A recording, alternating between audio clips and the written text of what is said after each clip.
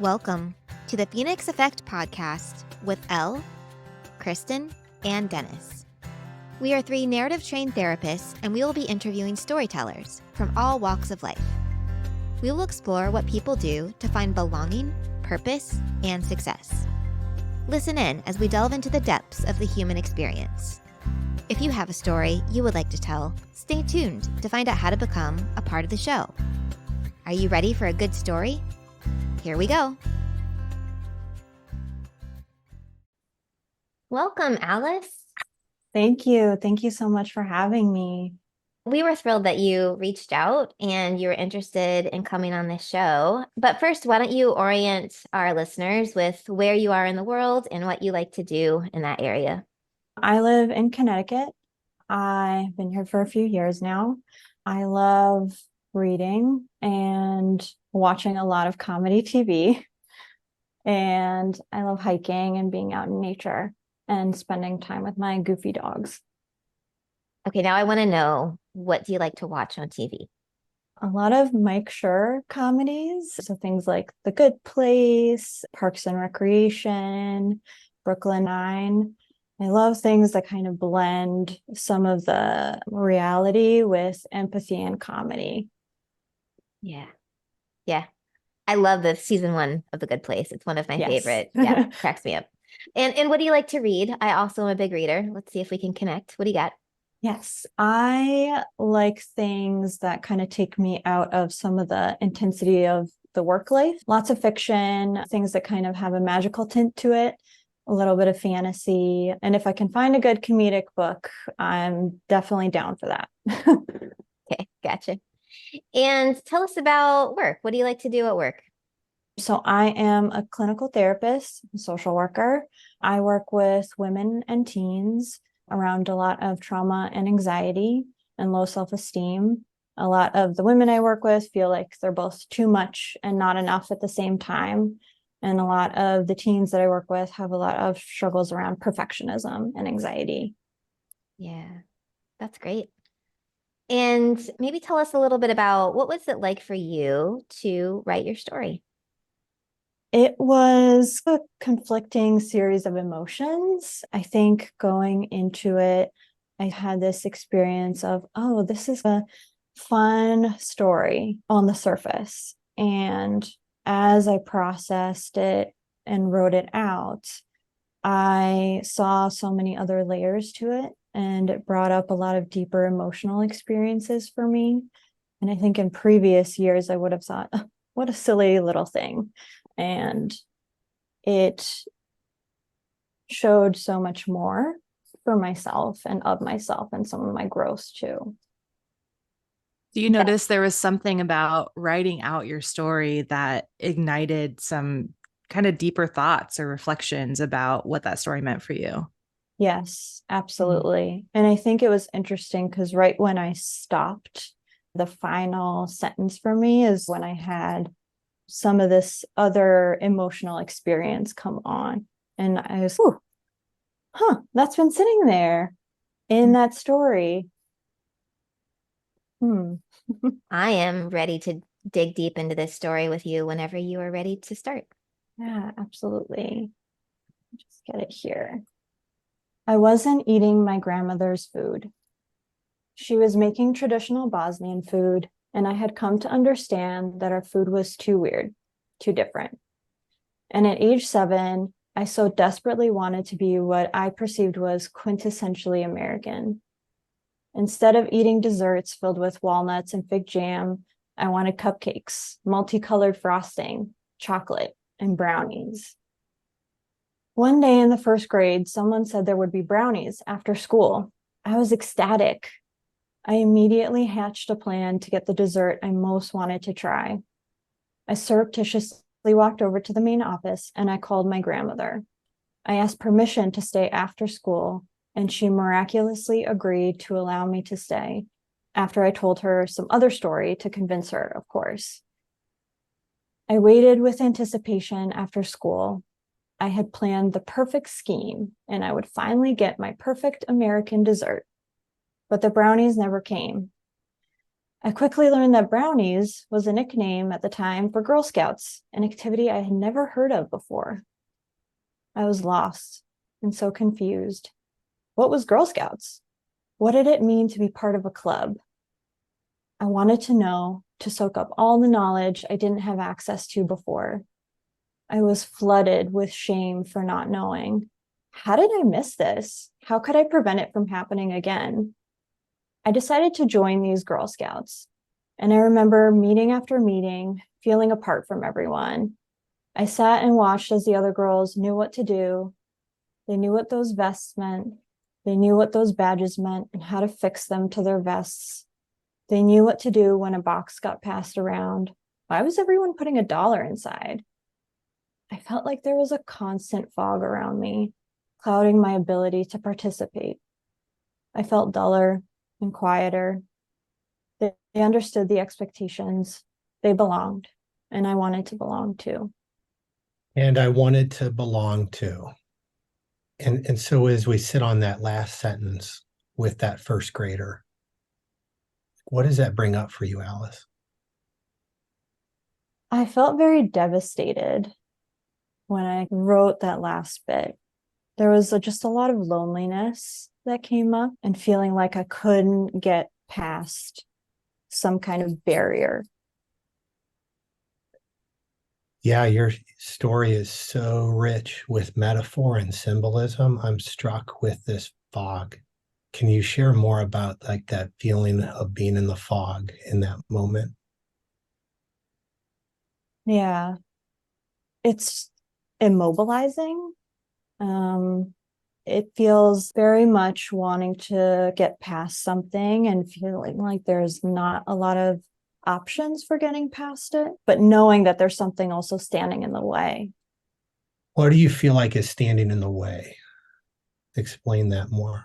I think that's the thing that would actually make me angry sometimes, because I didn't always know. I felt like it was something invisible that I couldn't ever catch up to. Yeah. As we sit with that first grader, so I just see this first grader like so excited for these brownies. Yeah. And what do you think she needed? What is she needing, Alice? A lot of compassion And what else? and a way to be brought in. Yeah. Yeah, she needs a way to be brought in. Mm-hmm. Yeah, what as you reflect back on like what ways that could have happened, what pathways, do you see any pathways for that to have occurred? I don't know. I think it was challenging. I wish there had been more ways. I wish there had been like almost a bridge between me and, as I'm imagining everybody in that circle, like me and everybody else. This is how it works. This is what this is. How do you think those other girls knew what to do? I do remember there being some parents there. Yeah. And I think some of that was generational, or they had been ingrained in it, versus, oh, this is totally new for me and totally unfamiliar. Yeah. Can you tell me, do you remember, so as a first grader, what was this leader like of this group? Who is the leader of this group? What were they like? It's harder to remember the specifics now, but I do remember this feeling of kind of always needing to catch up, like I was one step behind. Yeah. And I think that kind of strikes me as much as what kind of sticks out most. Yeah, I'm curious. Where I see you in the story is not necessarily like a step behind. I don't know that I would choose to use that language. I would actually choose to use the language like the narrated story that I see like a pathway involves like a good leader and involves like a parent. Yeah. And you're exactly where you ought to have been. And your thirst to participate and get some brownies is like good. And I'm Mhm. not seeing someone steps behind, but I'm curious, how do you see that now as I start sharing like what I see as a path?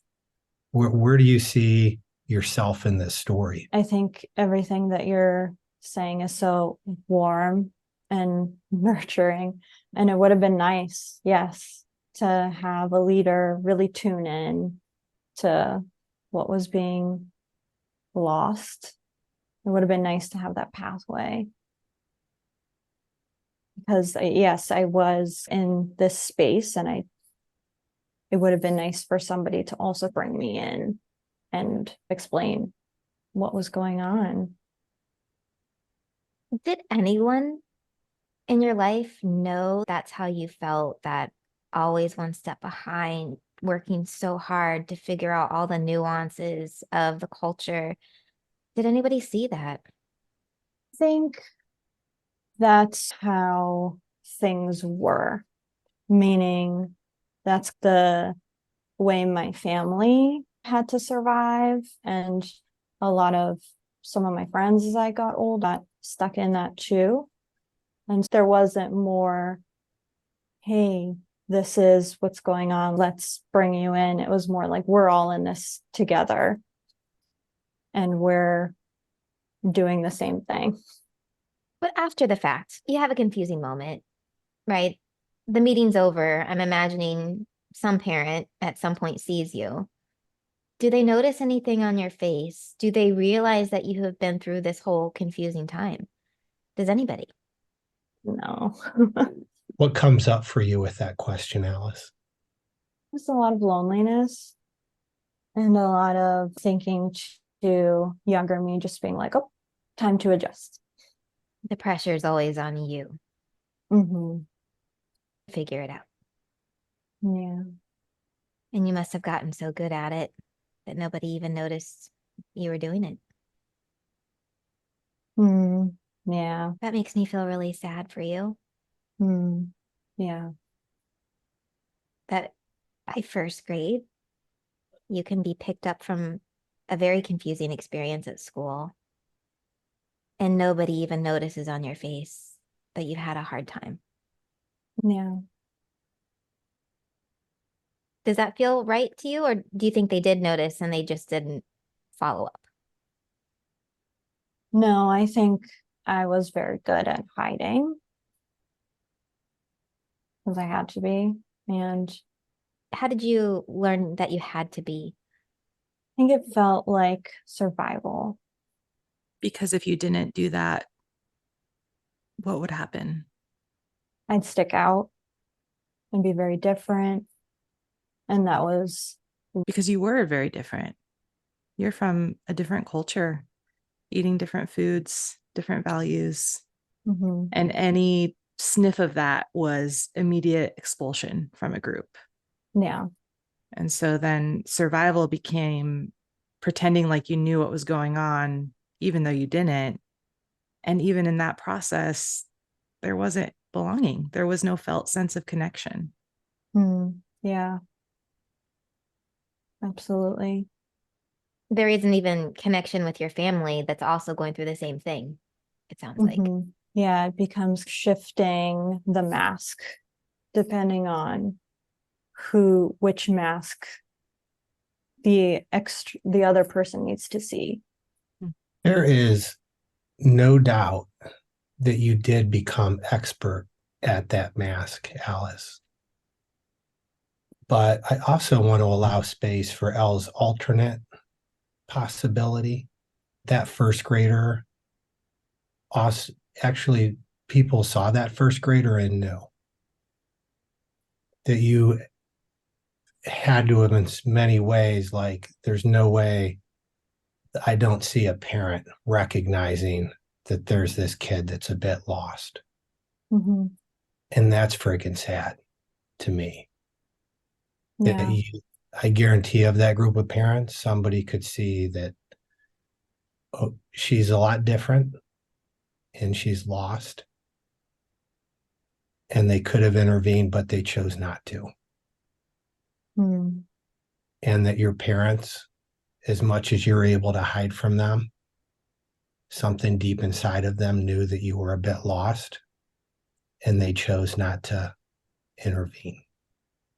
And that's really sad. This is connected in my brain, but might feel like a little shift. But I'm stuck as I've listened to your story with this shift from you stayed after school because you wanted Brownies, the food. Mm-hmm. And how long were you in Brownies, the program? I think I was actually in it probably for the rest of first grade. And then we moved and I didn't do it for the rest of my life. Yeah. I guess that brings up so many questions for me of, did you want to be in Brownies? Yeah. I have asked myself this question over and over again because I'm not so sure I did. I think I just didn't want to be found out. Mm-hmm. Yeah, it's if you had known that there was Girl Scouts after school, you would not have shown the enthusiasm to call your parents and make up this reason why you needed to stay. And so I'm just struck with like the devastation, first of all, of that moment of I still don't get Brownies. And not only that, now I'm like stuck in this really uncomfortable social space that I don't know how to navigate, but I can't get out of. Saved by the move only. Yeah. That feels almost a punishment for desiring something really good. Yeah. That's an interesting way of looking at it too. Because it's almost okay. I wasn't supposed to even like this thing in the first place. So now I've just got to keep up with it because I shouldn't have been doing that in the beginning. But these people can't know that. And my family can't know I wanted the Brownies in the first place. It's keeping everyone in the dark. Mm-hmm. Including yourself a little bit. It's like you had to lie to yourself a little bit to make that kind of make everybody happy. Yeah. And that connection with your own desire gets really murky. Mm-hmm. Yeah. Yeah, absolutely. It feels like a bind to me that you're having to choose. Do I go after belonging and connection with these other first grade girls or with my family? Because if I find my belonging and connection here, they can't know. Yeah. And I think that's definitely a bind I felt even in processing this story. And I appreciate of calling it into attention that if I keep going, if I stop being the observer, then I have to let something else go. But if I let go of this thing, then what are they going to think? Are they going to find out that I didn't really know about Girl Scouts in the beginning? So it's I have to keep so many people from knowing what's going on inside of me. And now it's to the point where you don't know either. Yeah. Yeah. It gets lost again and again. What's coming up for you as we're talking around this? I think my mind is going to so many different points, even outside of this story. Just times where I felt some of that bind too. If I would do something that would revolve around connection, but it was not maybe what my family expected. And that would create that bind again throughout my time when I was younger, and just so much turmoil. Yeah, it's like you're straddling these two worlds, and it's so hard to know which you belong in and which you want to belong in and which you deserve to belong in. And as I think about you straddling these two worlds, I think of what you said earlier of saying you wanted a bridge. Like how helpful it would have been for somebody else to be that bridge so you didn't have to straddle two sides. You could just walk across the bridge when you needed to. Right. Someone who could explain or translate how Yeah. those worlds could coexist or make sense of some of that for you. Yeah. But it sounds like you couldn't. It sounds like there's a shame if you need to ask clarifying questions. Yes. Is it a war with desire too, just to admit the desire for the brownie? I think it was less about the desire for it, maybe more about what it represented. Tell me more about that. Like it meant I was like in going against something else or something my own family or what they would prefer. I think that's like where everything got tangled. It's like you have this little bit of rebellion in you, like not in a bad way, but in a kind of like mischievous way. I'm thinking about sitting through your story and like the beginning when you find out about these brownies. I felt myself get so excited. Oh my gosh, she's gonna get some brownies. Are awesome. I can't imagine not ever having a brownie and being so excited. And then as we get into the brownies meeting, it just falls flat. And I'm just like, oh, it's all the wind getting knocked out of you, or like this, yeah, I don't know, just that, okay, just existence now that feels like that cover up of that real like fire that you have burning in you that's kind of feisty. Mm-hmm. That makes me laugh because I have been known to cause trouble in my family. Not something very dramatic, but just little things like I wanted a brownie. I wanted to, I don't know, do some other activities later in high school that were not whatever in expectation. I wanted to be a therapist.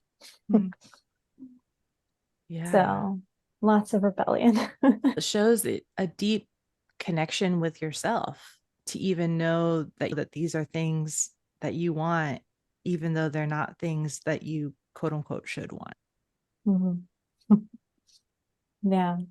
A part of you knows all of these desires that you have, and your family just, they don't like them.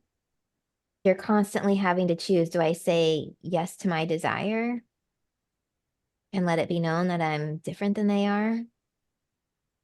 Or do I put on the mask? Yeah. Yeah.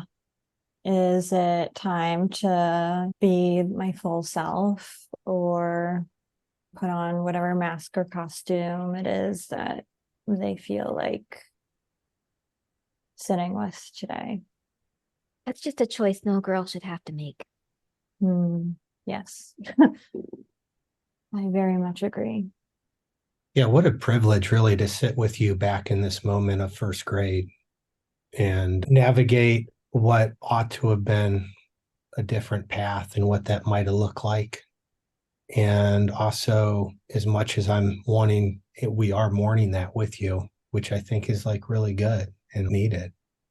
Also, there's this sense that you're not currently lost. Yeah, I appreciate that.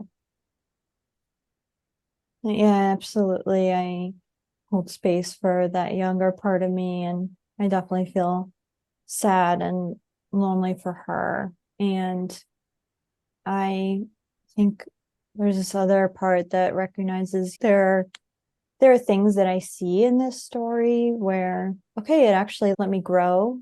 I was always willing to try new things, and that's one part of it. But regardless, Yeah, I'm feeling intense nervousness that there would be like this bright side or this silver lining to this story of that, right? Even in your role as a therapist now, like what you had experienced in those moments of fog probably definitely allows you to help your clients navigate through those same challenging experiences. And I'm just simply noting that, like today, it's been a delight to sit with you, that you would actually show up with this story, share that there's a lot of stuff coming up for you. That ending line where you had like really felt lost, let us sit in that space with you of what it was like for that first grader to feel lost. And I think sometimes in our adult minds, we like forget, like it's terrifying to be lost. The way it's like I get a stomach ache when I think about it, really. Mhm. Yeah, I very much appreciate that. And yeah, being able to sit in all of that, it's very powerful. Well, I think about even that you reached out to come onto the podcast. That I would guess that maybe you're the first person in your family to go on a podcast and share a story about yourself. And just seeing that feistiness or like that fire, that desire of reaching for the things that you want and desire and very fearlessly going for it. Mm. Yeah, definitely the first one to be on a podcast. I appreciate that. Yes. Yeah, always wanting to try, and yes, fearless even when there is fear inside. What's it like for you to hear us share these affirming, validating statements of things that we, as people who just met you, 35 minutes ago, calling out these pieces of your character and who you are? What is that like for you? I think it's hard. I think it's hard to, and I express this in my work all the time, and it's hard to feel witnessed. Well, especially when you are somebody who's used to maybe hiding and continually dipping in and out, or have worked on dipping in and out of hiding. It's hard. Could you say more about the hard? I'm curious what hard means for you. It means so many things. Sometimes it makes me squirm. Sometimes it really touches me, and it's both at the same time. And that's actually what makes it hard. Yeah, there's a war with a thing that we actually really want. And when we get it, it feels really uncomfortable. To be seen and to feel like there's some sense of being known and belonging. It's like itchy. Yes. What do we do with that? That feels like a bind.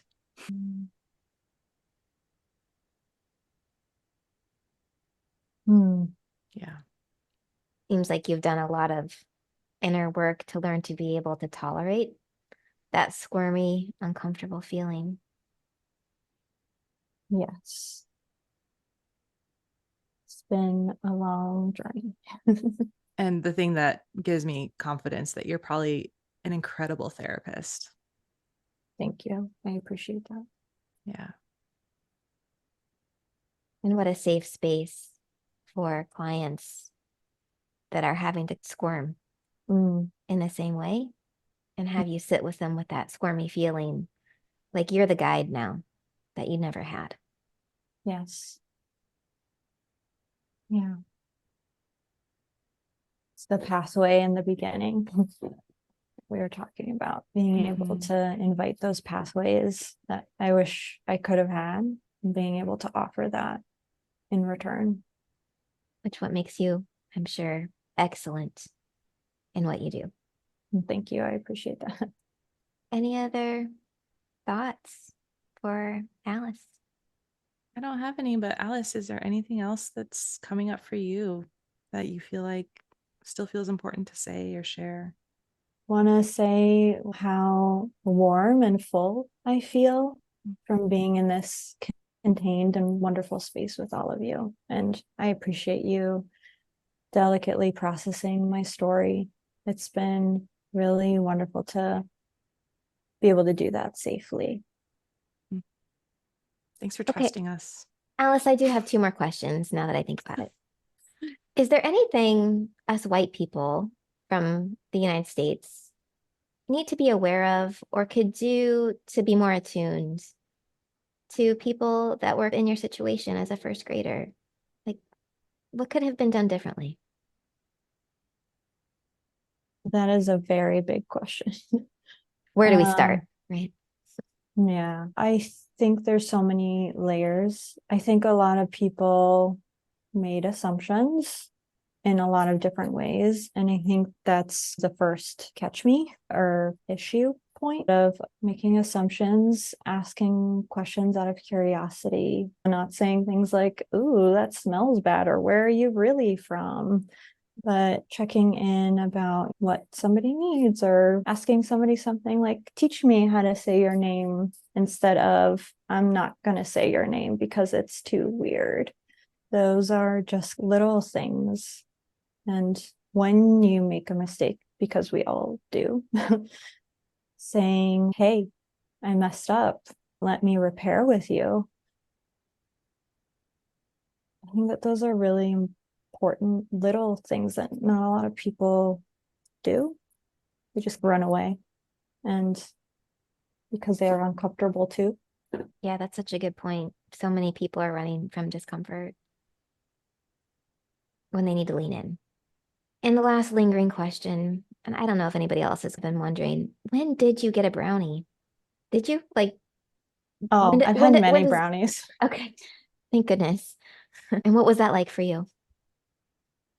I have had so many brownies over the course of my life now that it's hard to remember the first one, but I will tell you about the most memorable one because it's my favorite recipe now.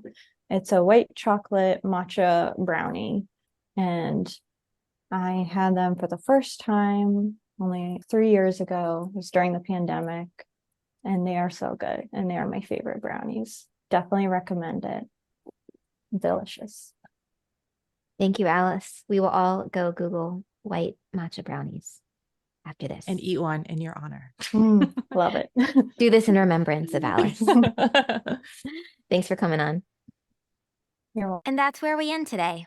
We are so glad you joined us. We want to invite you to get involved in the show. First, be sure to subscribe on your favorite podcast platform. That way, you don't miss out on a future episode. If you are super curious, you can also find us on YouTube. Second, if you'd like to learn more about joining us and sharing your story, send us an email at phoenixeffectpodcast@gmail.com. That's phoenixeffectpodcast@gmail.com. Thanks for listening. This podcast and website represents the opinions of Elizabeth Key, Kristen Boskel-John, and Dennis Roberts, and their guests to the show and website. The content here should not be taken as medical or psychological advice. This content is for informational purposes only, and because each person is so unique, please consult your healthcare professional for any medical questions. The views and opinions expressed in the podcast and website are our own and do not represent that of our places of work. While we make every effort to ensure that the information we are sharing is accurate, we welcome any comments, suggestions, or correction of errors. No guarantee is given regarding the accuracy of any statements or opinions made on the podcast or website. In no way does listening, reading, emailing, or interacting on social media with our content establish a therapist-client relationship.